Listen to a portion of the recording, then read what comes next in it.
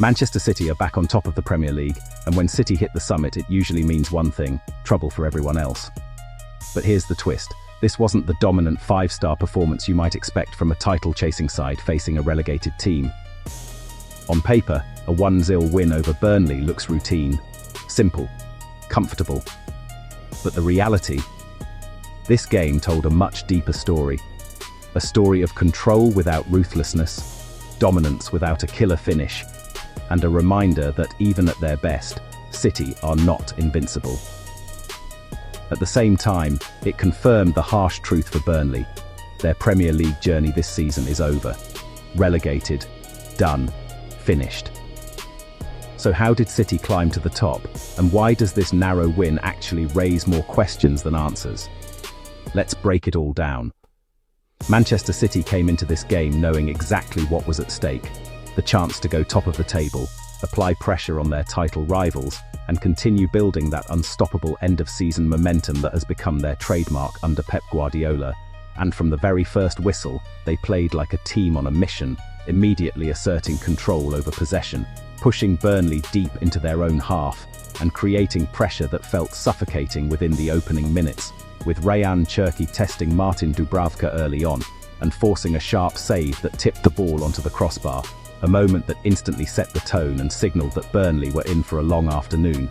And just moments later, that pressure turned into a breakthrough, as Jeremy Doku showcased his pace and vision by threading a perfectly weighted pass through the Burnley defence to release Erling Haaland. And in that situation, there's almost a sense of inevitability because Haaland rarely misses those chances, calmly lifting the ball over Dubravka with precision and composure to make it 1-0, a goal that should have opened the floodgates and set City on course for a dominant, high-scoring victory, especially considering Burnley's poor defensive record and their struggles throughout the season.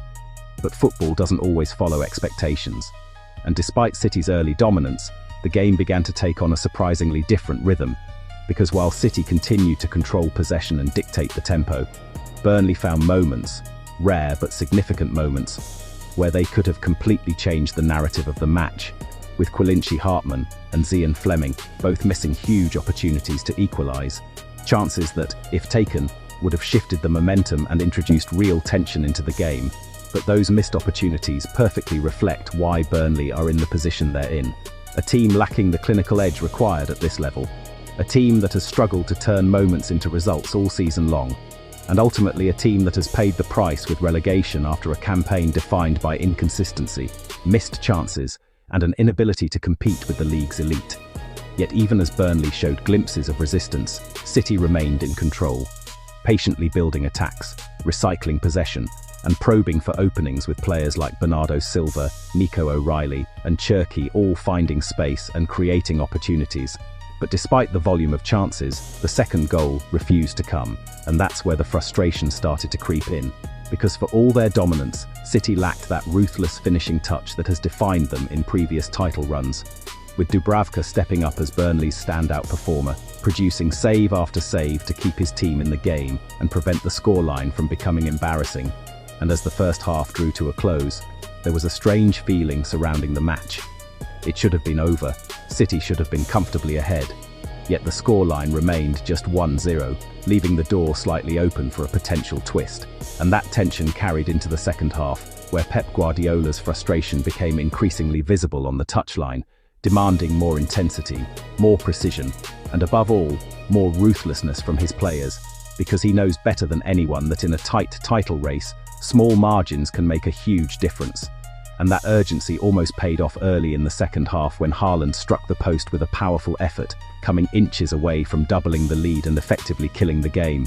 But once again, the second goal didn't arrive, and as time went on, Burnley began to grow in confidence, not in terms of dominating possession, but in believing that they could still snatch something from the game, which added an extra layer of tension, especially for City fans and even rival supporters watching closely, hoping for an unlikely upset.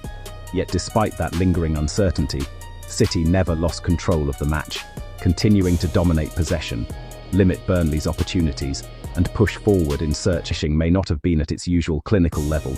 The overall performance still highlighted the qualities that define champions: control, composure, and the ability to manage a game effectively even when things aren't going perfectly.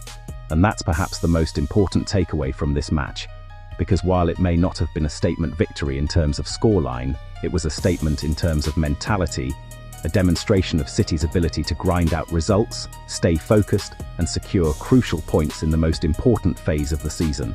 And that's what separates title-winning teams from the rest.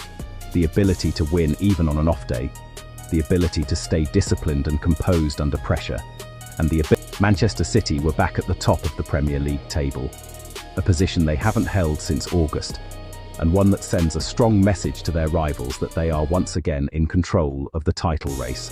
While for Burnley, the result marked the end of their Premier League journey this season, with relegation now officially confirmed after a campaign that has exposed the gap between the top and bottom of the league, leaving them with the challenge of rebuilding and preparing for life in the Championship.